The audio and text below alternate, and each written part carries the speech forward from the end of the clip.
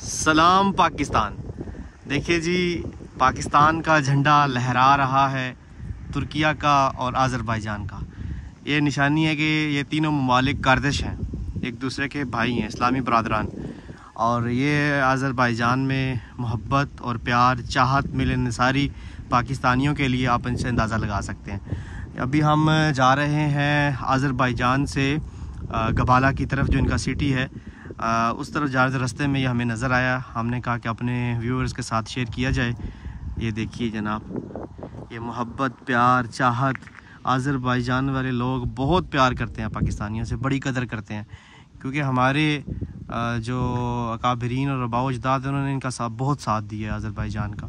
अभी भी लास्ट जो इनकी काराबाग में वार हुई 2020 में, उसमें भी हमारी फोर्सेस ने और हमारे जो नुमाइंदगान हैं, उन्होंने कहा था इनको कि अगर आपको किसी भी किस्म की ज़रूरत है हेल्प की, तो हम हाजिर हैं। जैसे कैसी आबो ताब और शान के साथ जो है लहरा रहा है हमारा परचम, इन परचमों के साथ।